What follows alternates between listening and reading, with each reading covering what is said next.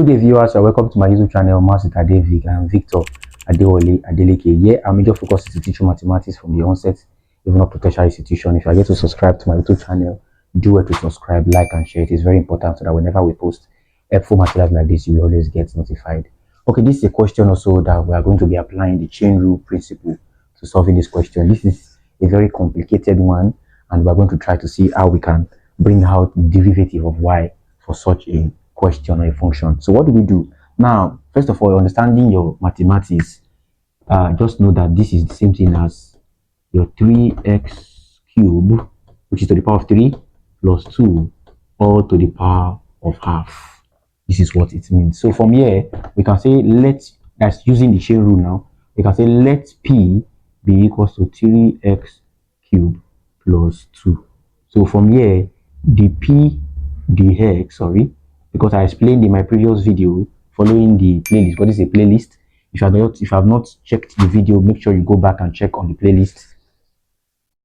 At the end of this video, I'm going to put a link showing your previous video so that you can go back and learn chain rule perfectly before we can solve this question, because you must understand chain rule to some level before you can solve such a problem. So what do we do here? So if you differentiate this is a constant, so it turns 0. I already explained that too. So this becomes 9x squared, because you subtract 1 from the 3 multiplies the 3, which is the base, the power and the base. So you have the 9, then subtracting 3 from that, you have your 2. So what do we do from hence?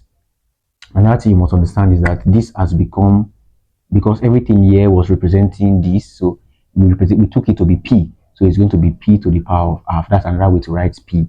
Now let's see what we are going to get if we are to solve such a problem using not the first principle but the technique of differentiation.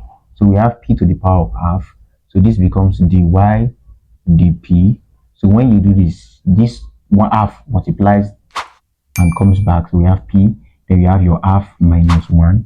So when you do that, so half minus 1, this is like you are saying half minus 1, so you can use a simple principle to say that it will be 2. The LCM is 2, so we have 1 minus 2, which is the minus half again. So this will become half p to the minus half. So we can simplify that dy dp. We can simplify the dy dp to be, we can simplify dy dp to become 1 over 2 roots of p.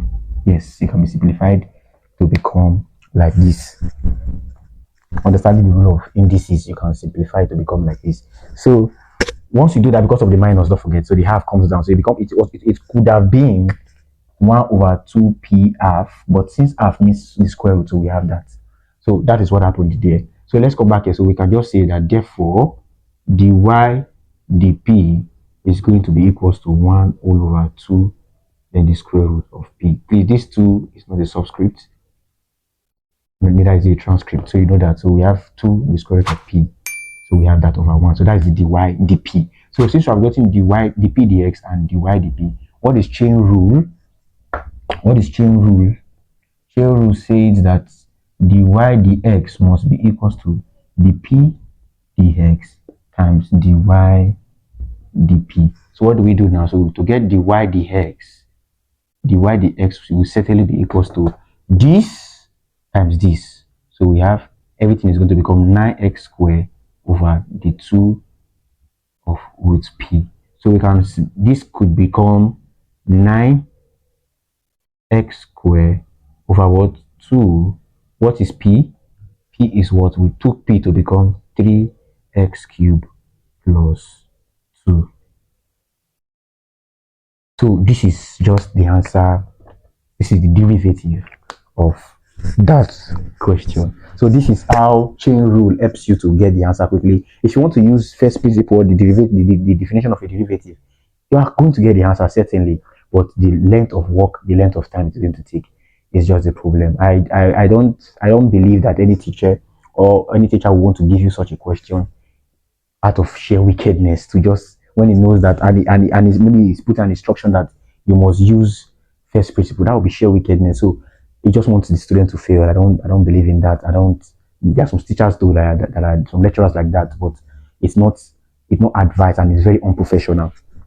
So it is advised that we use the chain rule for such a problem. If you are yet to subscribe to my YouTube channel, do what to subscribe, like, and share so that whenever I post materials like this, you will always get notified. Stay tuned.